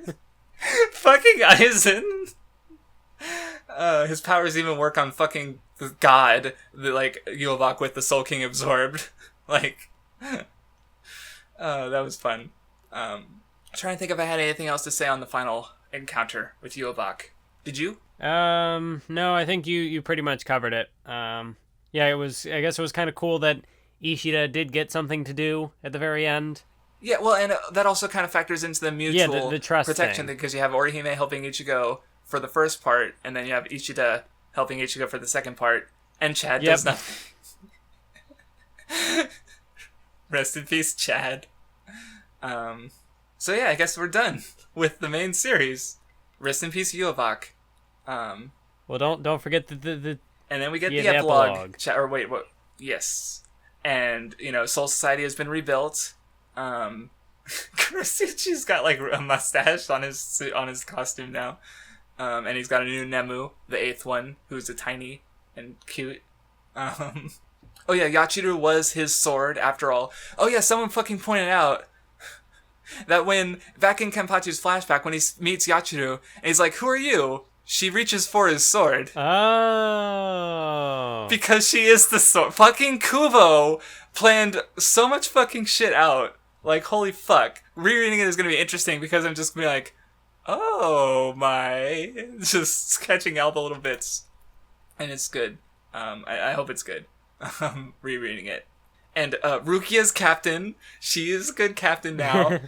Yeah, I think she was captain of the 13th company, so she took over for Ukitake. Yes, yes. Or she took over her for whoever took over for Ukitake. Because it's been a few years. But I don't know how long they... Yeah, or maybe it was like a Kazekage scenario where it's like, oh, we just went 3 years without having a Kazekage, and then we gave it to Gaara. Yes, that's a good point, because we were confused about that too. Trying to figure out, like, what the fuck happened. And then we're back to the human world. Ichigo is all grown up, and Rukia got with Renji, and Ichigo got with Orihime. And Ichigo's got his dumb dad haircut, and it looks bad. Yes, and they're having like a reunion. Chad's like a fucking celebrity, or well, like of course, it's fitting that Chad, the character who's always forgotten, ironically becomes the most famous. He's the most famous. I didn't think about it like that. Because from the meta, because he's on only like forgettable from like the meta level. Like the characters love him, and he's their friend and whatever. But it's oh man. Although it also does kind of work, because, like, Chad's the one who never really gets a payoff, so he's, like, the one guy who's not actually there for their reunion. Like, he's not physically present. Like, they're all watching him on TV or whatever, but, like, he's not physically at the place. Yeah. Like Kubo, it feels like a meta thing. Like Kubo's just having a giggle. Like he knows something went wrong with Chad, so he's just like, okay, he's famous now. Anyway, then it kind of interesting. It flashes back to the end of the fight where Yhwach basically talks about like, he's like, well, okay, now you fuckers are gonna live in a world with death and suffering. Enjoy, bitches. But the whole thing about Bleach is the courage to face death.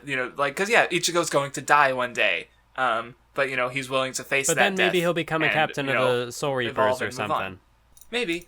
But and then it ends and we see Ichika and fucking Kazui, the kids, and they're fucking adorable and tiny. Wait, was it Kazui or so Karu? I'm forgetting the names now. No, Kazui, Kurosaki Kazui is Orihime and Ichigo's son, and Abarai Ichika is Renji and Rukia's daughter. And they're so fucking cute. Holy shit. Like, just the Kazui's smile when he turns into a Soul Reaper. He's adorable. And she's adorable. And then the series is over, and I'm like, aw. But they're so adorable. And that's it. That's the end of Bleach. Part of me did kind of question, like, this obviously doesn't matter. Like, part of me was like, I don't know, do Soul Reapers, do they get married? Or, I don't know, they might not have been married, but like... I think, okay, here's how it works, I think. I think with, like, because, Soul Reapers are, like, basically, there's, like, souls who are just, like, born, like, I guess from reincarnations in both the human world and Soul Society, but then when you die in the human world, you like, remember the Parakeet Kid and the Fullbringers, they went to Soul Society after their death. I think those are like the commoners are people who died from the human world. But then there are people who reincarnate or maybe souls who are created who are just born like as souls in Soul Society. With the whole like with Yorichi's family, there was like the head of the family, and like the Kuchiki, there's like the head of the Kuchiki. So like I suppose it makes sense. Right. So I don't think. So there are Soul Reapers. So there are souls in Soul Society who were born in Soul Society, and then there are those who died in the human world and arrived at Soul Society, basically. Okay. So, but they're also like just also kind of people. So they made a kid. So yeah, then Ichika was one of those born in Soul Society, basically. Gotcha. So she's either I don't know. I know that souls are reincarnated, but like Quincy's destroy souls. So I imagine like souls must be created somehow. So I imagine it's a bit of both. So I don't know if Ichika's like a reincarnation of someone else, or if she was just a created soul, which it's arbitrary for the most part. Oh yeah, and I guess one thing we were talking about last time about how Kuromaru needed like a payoff because we took what his assistant captain was saying way too literally because he was like, let's go fight Yhwach. And I was like, oh, this is going to get payoff, right? But it's like, what I didn't realize is like the significance of Kuromaru's sacrifice because because he apparently turned into like, he's basically dead. He's literally just a fox now. He's a normal animal. So his sacrifice was like, in his desire for vengeance, he just became he went lower on the chain of reincarnation because I don't know like in Buddhism I guess you reincarnate through animals too, like you die as an animal and you become a human or something like that, or I don't know, or maybe I don't.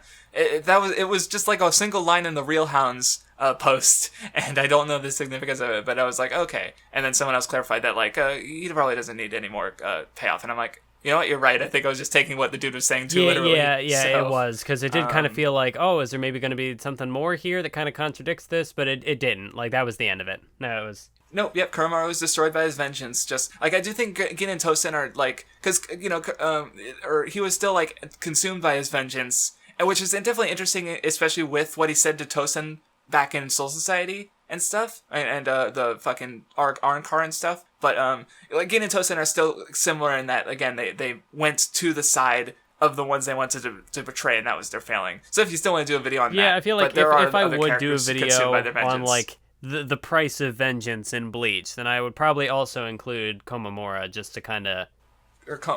I probably said like 3 different. I don't know his name. He's a fox boy. He's cool. Whatever. And as for me, yes, I do have videos in mind. Like several. Because I want to do one on Ichigo and Understanding, and I want to do one on Orihime, and maybe Yhwach, and maybe the themes of grief. And did I have another one? I don't know if I'm going to do all of those, but because they might fall through. But I definitely want to try and make some Bleach videos later after I reread the series.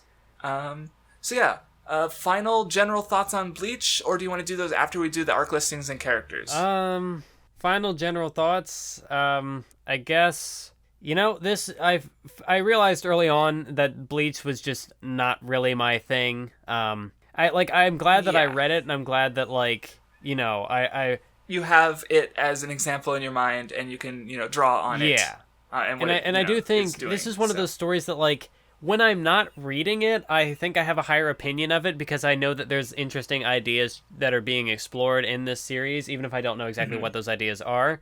Some of them I did figure out. Because they're some of them presented not in a quite. very way I'm not familiar But with. Yeah. the actual act of reading it was I think once the Arrancar arc rolled around is when it started setting in that Bleach is not going to get better. This is the formula, and this, or not that it's not going to become more enjoyable for me. This is the formula, this is what Kubo does, and it's just not something that I particularly care for. So it's not that I don't think Bleach is bad.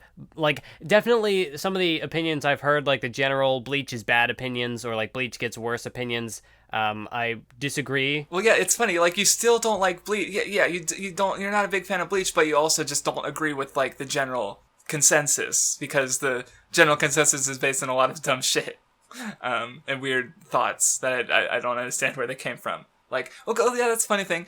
No one dies in Bleach except Urahara and Yoriichi and Grimjo. What? Because and Byakuya, but no, Byakuya and Kenpachi didn't die, even though them not dying made perfect sense. Because they got moments later. So, just throwing that out there.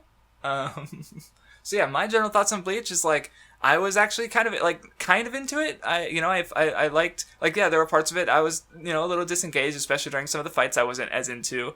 But some of the fights I was into, and they were cool, and I liked the characters, and fucking Kenpachi was great, and Ichigo was good, and Rukia, and Orihime, once I learned what the fuck her character was trying to do, because I wasn't clear on that at first, and then once I read that analysis, I was like, oh, I get it now, so now I might make a video on her. And yeah, so overall, I guess if I had to score Bleach, I would give it a 7 right now. I'm not sure if that'll go up or down when I reread it. I'm not gonna reread it immediately, because I have another video or two I want to do first. But I'm definitely gonna reread it later in the year. Did you have a number score to give it, or? You know what? I feel like I might end up bumping it back up to a 6 once I hear some good analysis on Bleach and I'm able to piece everything together. But for now, just out of my personal enjoyment of it, just considering everything, I'm honestly gonna give it a strong 5. Just because, okay, yeah. I know it's got ideas in there that are interesting. Well, 5 that's the score I give things that I'm I recognize that it's neat, but it's not my thing. That's my score for that. For The Shining. I don't like horror movies. I dropped it halfway through. But if even if I'd finished it, I'd probably just give it a 5 because I don't like horror movies. Even if I can recognize that it's a well shot movie, it's good. It's just not what I care about. So yeah, no, I get you. Yeah, because there were a lot of things that just didn't really click with me in, whether it be certain fights or whatever, or just, yeah. But I do say it's a very strong 5 because there's a lot that I can say about that being a 5. It's more so the positives and the negatives ultimately just kind of even out into this sort of bleh experience for me. Yeah. So even if there were aspects of Bleach that totally understandable, that I did really it's kind of canceled out by the stuff that I just didn't. That's kind of a drag. Yes, I get it. Whereas me, I'm not I don't like the reviewer mentality where it's oh, this series is my favorite ever, but it's got a flaw, so I guess I gotta give it a 9 out of 10. Fuck that. Fuck objective good. Fuck, making concessions for the, I enjoy, my overall experience reading Bleach was good, so I'm gonna give it a positive score, even if I recognize that there are things general people aren't gonna like about it, or even things I was, unengaged in. I don't care about the general, especially because, this year, I read Nisekoi, and it became one of my favorite manga ever, but if you, went around and asked, it's just a generic Cameron comedy that's mediocre and too long, and and the people who do like it just argue about Best Girl, and it's just but it's actually really good and interesting, and all the characters are great, and so I just try not to have preconceptions about anything anymore. Naruto is also good, even though it gets shit on. Not sure if it as much, because I don't know, it's weird because I feel Naruto gets shit on less than Bleach, but also praised less than Bleach. Maybe there is really good Naruto analysis out there, and I just never asked for it. Because with Bleach, there is good Bleach analysis out there, but I also know about it because I wanted to read it because I recognized that Bleach was doing things that I wouldn't have picked up on, and I was curious to learn more about those things. Because that's the thing, is Bleach made me want to learn more about it, whereas other things I don't know, Flip Flappers, I didn't care, and I didn't want to do anything more with the series. So yeah. And especially Even though for me, I feel like I could potentially as we go through and read more shonen, I could potentially see myself, bumping Bleach's score up. Like it's all going to be kind of relative to whatever else there's left to read. Well, because that's the thing. It's also really unique. Like, point out a show. Like, some people were like, "Oh, Yhwach show is similar to Bleach," but I don't know. I just think back to Yhwach show and I remember it being kind of boring. But that's just me. I gave it like a 4 out of 10. Don't listen to me because I read it a while ago and I wasn't engaged in the first place. But even then, I don't really think the similarities are very like, oh, they both have ghosts. Or I guess make a different comparison. People say that like Bleach is like Dragon Ball, but like Bleach is so different from Dragon Ball. Like there's so many. Bleach. Yeah, well, like there's definitely influence, but it's like the big three, because the big three are called big three because they were, they were the big popular series in the West after Dragon Ball ended, and they all happened to like take influence from Dragon Ball. Like you go to interviews and literally every Oda, Kishimoto, and Kubo, they're all like, yeah, Dragon Ball. If you haven't read Dragon Ball, what the fuck are you doing? So it's neat in that way. And of course, but what was I gonna say was But yeah, but it's also like they're all better than Dragon Ball. Like they all take what made Dragon Ball and do more with it. Like yeah, Bleach also has like fights that are visually interesting more than they are technically interesting, but they're also way more thematically interesting. Like what idea? Like if Dragon Ball has ideas, it's almost on accident, which is fine. Like if Goku versus Vegeta is the hard work versus talent thing. Goku tries to pass the torch, but it never happens because Toriyama's editors were dicks. So, it's like, yeah, but Bleach is, actively doing more, and doing, and shit with, direct references to, philosophy and, religion and stuff is, not very common, especially, fucking Ichigo and Aizen are, direct, Ichigo is basically, a modern Buddha, and Aizen is also a reference to, the antagonist in Buddhism, who's actually called Aizen, by the way. Not Sosuke Aizen, but there is an Aizen in Buddhist, mythology, so it's and it's not, and yeah, it's a bit more, layered than, with Naruto, and One Piece just kind of referencing it, which is cool. References are cool. But, like I said, read the Real Hounds one, that's a really good one. So anyway, do you want to do arc listing first or characters? Let's do arc rankings first, because I'm still trying to process who my favorite characters are. No, I've had trouble filling my fifth spot, because, I finally did choose, but, so anyway, arc listings, I would say my least favorite is, Ancients of the Lost, the Substitute Soul Reaper arc, which, Ichigo, it was fun, a fun introduction, although I feel like it also might have been the Naruto issue, where, I just disliked the early arcs more because I wasn't as into the series. I got into the series later, which happens to me with long-running shonen because I just realized that happened with Maggie too. Because I was I really got into Maggie like 100 or 200 chapters in. So it's I don't know how I feel about the earlier stuff. Was it actually weaker or was I just less into it? So anyway, but yeah, with Bleach it seems to be the case too. So yeah, that way it was a fun arc. It introduced characters. Maybe why is Koan a thing? His introduction arc was good, but after that, it's fucking why? Yeah. Chad's was also pretty good, but Chad, the Sakura of Bleach. Yeah, pretty much. Anyway, then it's kind of tricky because Lost Agent Fullbring, I guess I would put a little under Soul Society. Soul Society was good. I like the conflict. Aizen's, comeback at the end was cool. Pretty memorable. I could see why that was a standout moment for people. Fullbring, honestly, the middle part with the memory loss shit was as good in my opinion. But I guess, Soul Society had a bit slightly more focus on other characters who weren't Ichigo, while Fullbring was Ichigo's arc. But it was also way shorter, so it was fine. So they're pretty close. Then just above Soul Society, 1,000-Year Blood War, which had definitely stretches and fights I wasn't as into, but so did Soul Society. Who fucking remembers Umichika's fight against the one dude with the tattoos on his face who no one remembers? Who fucking remembers that shit?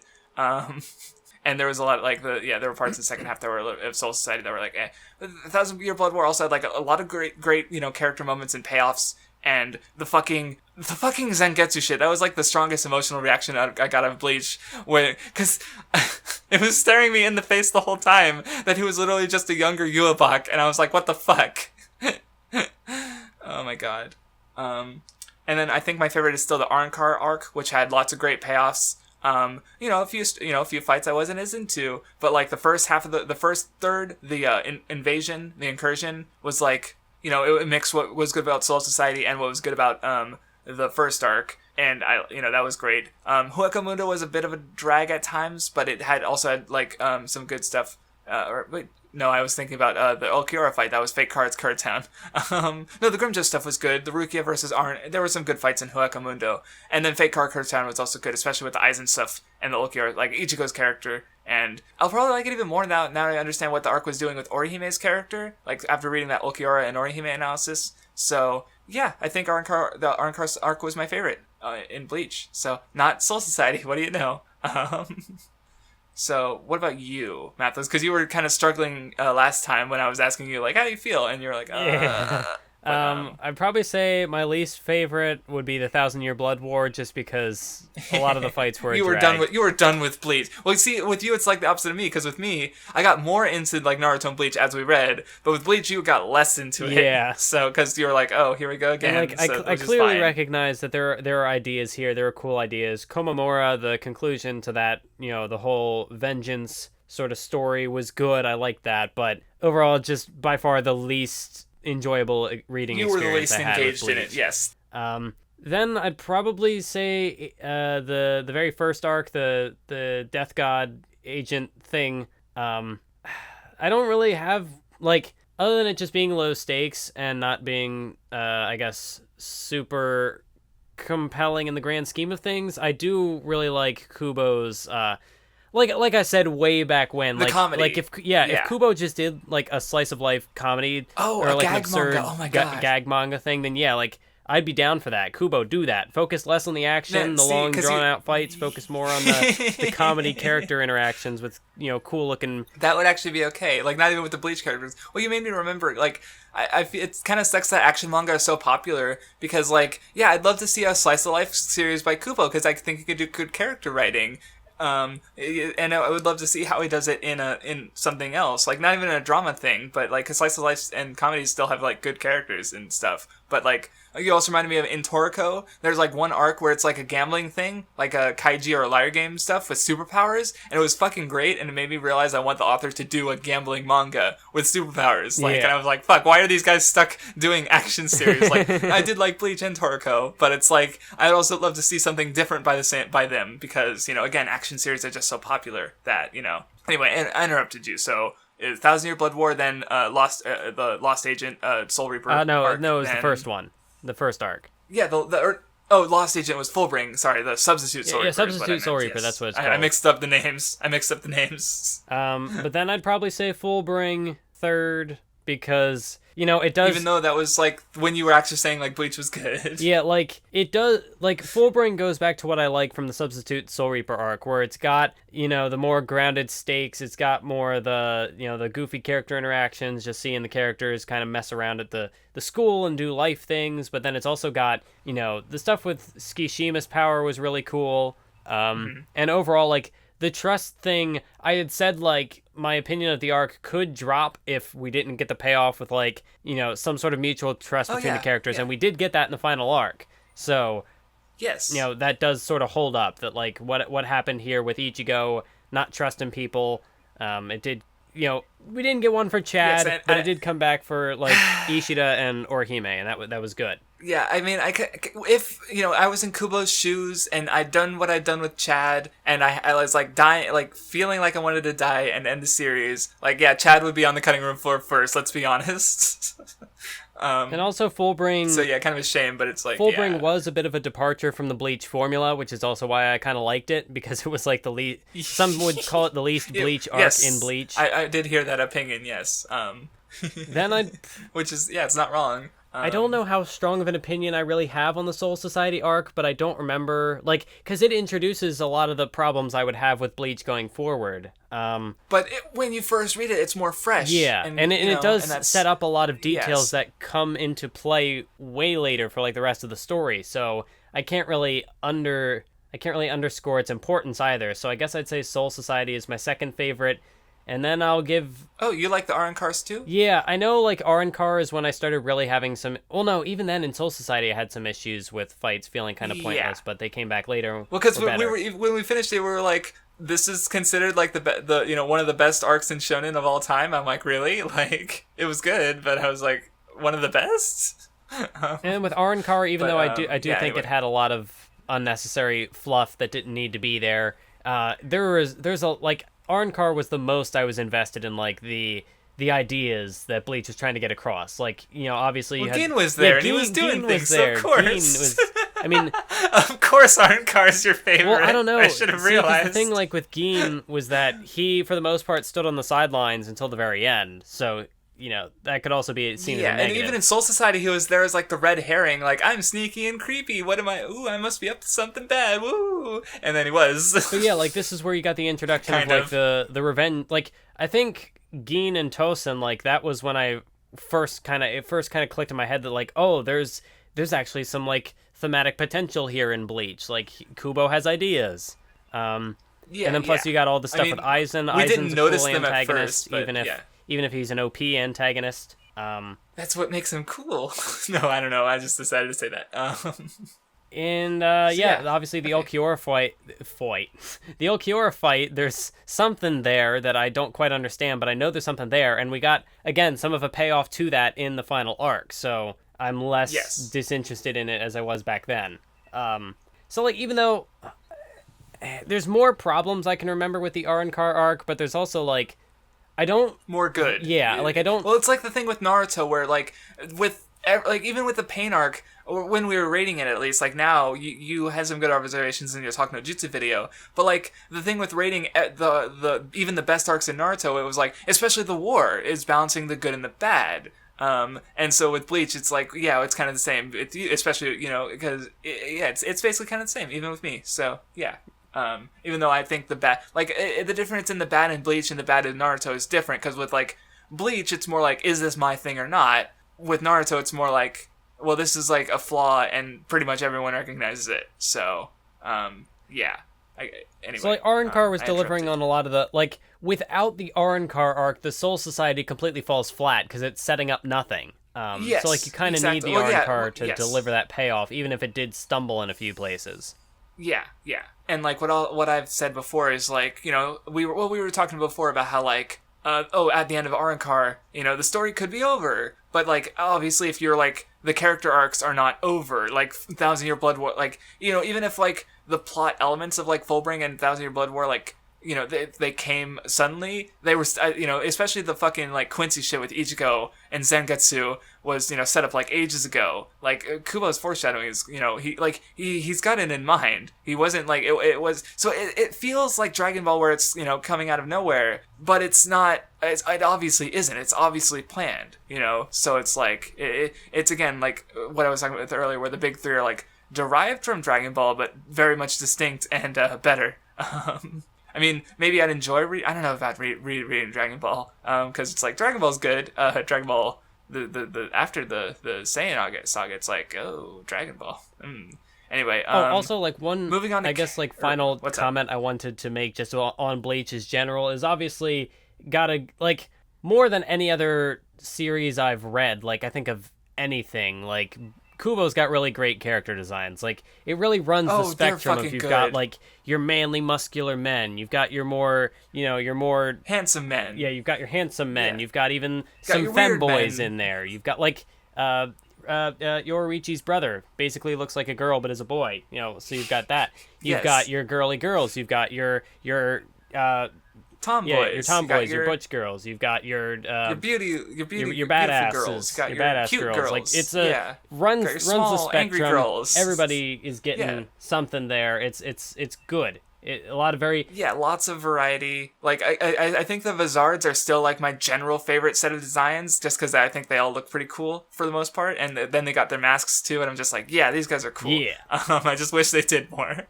I mean, the one fat dude got a fight, and Shinji was fighting Aizen and stuff, but, like, yeah. Oh, and Hiyako, the tiny girl, she was doing stuff, especially in the, with Ichigo, she was, you know, being a little brat. I did think that there were some points with Bleach where, like, some of the characters looked a little samey, but when Kubo introduces as many characters as he does, I guess that's... I mean, even, like, the only ones I'm thinking, like, Kaien kind of looks like black-haired Ichigo a little bit. Like, I could kind of see that. But, like, maybe there's a few others I'm not remembering. But, overall, like, yeah, his designs are great. His art's great. Like, it stayed pretty consistently great throughout. Like, even with Manga Stream, like, fucking up the contrast, like, it still looked, there was still good looking stuff. You know, his panel flow is really good. Like, Kubo's a great artist. Like, you cannot deny that. I like I said last time, I'd get the art book if I had like $150 to throw around, and I don't even have all the One Piece art books, so let that be known. And on that note, we can segue into favorite characters. See yes, what I did there? Character designs. I need to number them. Do you even have 5? Because if you don't have 5, that's fine. Like if the last like if the 4th or 5th spot would just be like there's so many potential ones because there's too many and you really can't choose, like that'd be fine. Yeah, I'm not super confident in my top 5 here, but I'm just gonna go with what I have. Because also the thing is like, yeah, there are just so many characters. I guess 5, I'll say Kurasuchi. I guess. Really? Okay. Just because, like, he was one of the more distinct ones, all his sciencey stuff. His fights were interesting, especially the Grants and you weren't as into the left-hand one, but I liked it, so. And come on, his fucking sun pimp coat, how can you hate that? Like, anyway, sorry, I'm putting him in your list for you. I don't know. Go on. 4, I guess I'll say Rukia at 4, just because I felt like she could have done more, but, you know, she was good. I mean, she didn't really do anything. Like, what did she... Yeah, she didn't do anything in the second half of the arc, unfortunately. Like, she had a really good moment in the last stretch of chapters with her Bankai, but... sorry. I keep interrupting. But yeah, like, I felt like there was some missed potential, which, again, could just be that the Bleach ending felt kind of rushed, because it was. But yeah, she didn't really get that final moment of like, she did the thing, she's part of the group, blah. So that happened. I guess 3, I guess I'll say Ikkaku 3. Okay. Because, you know, I was a big fan of his antics generally, him being the fight boy who does the fights.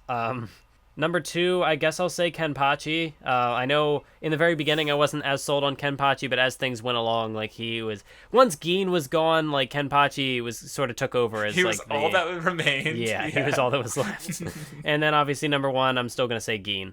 Of course, I would be disappointed if you said anything else. I'm just wondering who your like aesthetic character from One Piece is going to be, even though, and you're going to put first, even though obviously there's other better characters. I do want to clarify though, fine. Like when I'm going through my characters here, a lot of this is like I don't think unlike with Naruto, where a lot of those characters I think are like really strong, really will stick with me from like the way they're written. Mm-hmm. With Bleach, it's like they have memorable personalities, but beyond that, there's not a lot of depth I feel that I can dig into with them, and I say that you weren't into it. I say that walking on eggshells, because like I could just be missing everything. I don't know. I was into it anyway. I'm just gonna give my list. So I guess 5. Okay, it's tough. Okay, I think I'm gonna put 4 and 5. I'm not gonna order them, but Orihime and Rukia, because they're both good. Except like with Orihime, I didn't really appreciate her until getting another perspective later. And Rukia kind of falls off towards the end a bit. Like she gets her moment. And then she kind of doesn't do anything in the last half of the arc. Yeah. And so I'm not sure if I could choose. They're both great. Orihime and again, good. Like fucking Orihime being a fucking adorable dork in the Fullbring arc, and Rukia was really great in the first arc. Like holy shit, she was the best character in just the first arc, easily, because she was just so good. But now I am like, best girl, I can't, no. So anyway, 3 I think is Aizen. He was a really good, he really, lots of presence, great, just like in the fucking Blood War, like he was just in a chair for most of it, and even still, like you couldn't fucking deny that fucker had presence, like goddamn. Just, lots of charisma, lots of, memorable moments, good conflict with Ichigo. Speaking of Ichigo, he'd be number 2. I think his character arc was neat. I liked watching him like subtly change and, have his beliefs challenged and stuff, and I really want to reread it to see more of that, because now that I understand what his character was going for, I think I'd get more out of it on the reread. And number 1 is fucking Kenpachi, because holy fuck. Yep. He's so good. I love that fucker. Oh, and one thing I realized is his sword's called Yachiru, and Unohana was called Yachiru. So I wonder if maybe that like... Oh no, the character... Wait, do the characters name their swords? No, they have to learn their names. So I'm trying to think of like... Why is that significant? Because my first thought was maybe that like it was like a subconscious thing because he had to beat Yachiru Unohana to become Kenpachi. So I don't know. I'll have to think about it more. Because they have the same name and there's the reason for it. I just don't remember the reason, or I haven't figured out the reason. So yeah. Is anyone surprised that Kenpachi was my favorite? No, just like nobody was surprised that Gin was my favorite. Right. Although even then, it's like I love how. Wait, hold on. I think Rukia is the only character we share, which is interesting because Naruto, like I think we both had Naruto, Pain, and Obito on our list, so we had a lot of crossover. But with this one, we have like no crossover. Oh, Sasuke. So wait, hold on. No, you had Gaara. No, you changed Gaara. You put Gaara on your list later. Never mind. Or is Gaara still? Yeah, I forgot about Sasuke. But Gaara was like an honorary mention. But yeah, Deidara and Sai were the only ones that we had different. So yeah, we had like 4 of the same characters on our list. But with Bleach, we have 1 of the same character on our list. So that's interesting. Which makes sense because we both had completely different feelings about the series too. So. And even then, it's like it's close because like I would say Aizen's probably like one of the better written characters in the series. Just like with the whole like everything like with him makes sense. It all ties together well. But like at the same time, there's so many characters, so it's tough to fit him in there. Well, because again, there's so much in Bleach. It's like again, I feel like it's a series that's made to just be read and reread, and you pick up more little things every single time in ways that I'm not sure. I'd say not that you can't do that with anything. I just still think that Bleach it's so relatively quick to read. It's just, and the way the chapters are structured, it's just made for it a bit more than something like Naruto or One Piece, where it's like you read and you get a big chapter page, breaking up the chapters because it's obviously made a bit more with the serialization in mind. Whereas Kubo didn't give a fuck, and I think that's why a lot of people don't like Bleach, because they were reading it, and I'm like, and Kubo doesn't give a fuck about the weekly readers, he gives a fuck about the volumes, so... Oh, yeah. Wait a minute. You said that we only shared Rukia. We shared Kenpachi, too. Oh, no, you're right. I forgot. I forgot that you put Kenpachi on yours.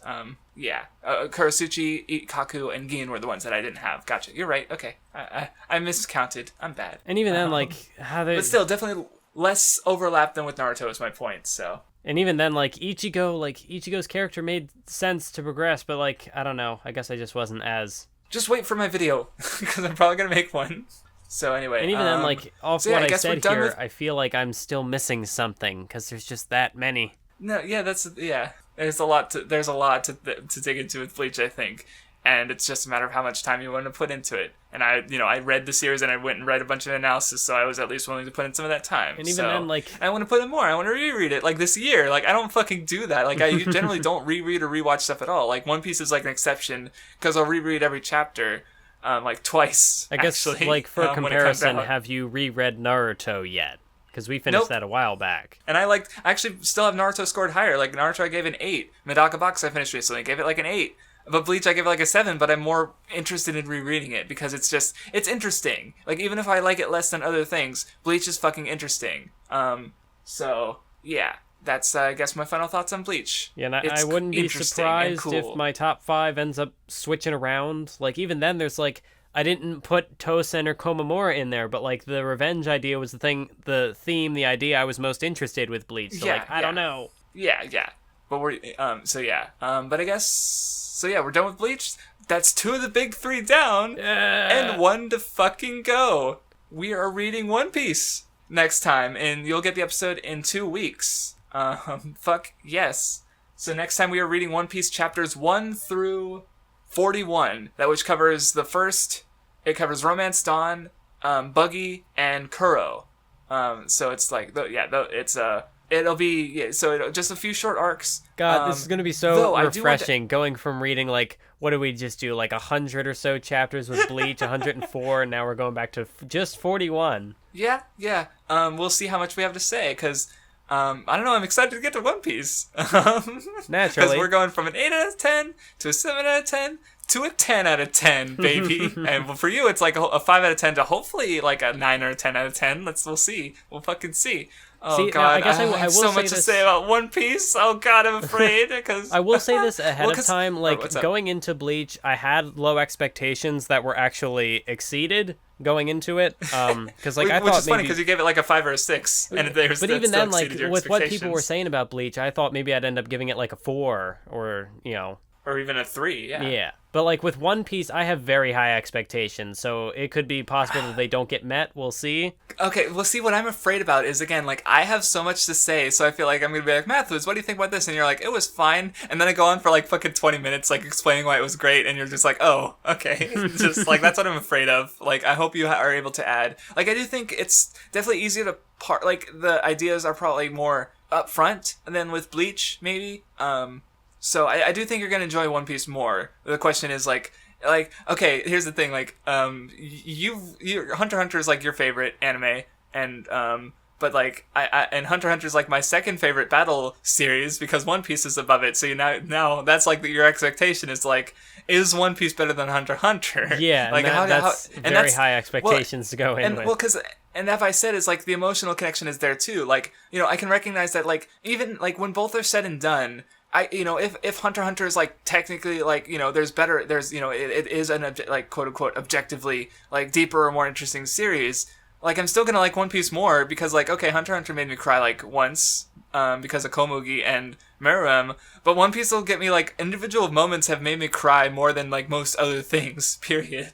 Like, One Piece just gets in me emotionally in ways that nothing else has. So I'm excited to talk about it.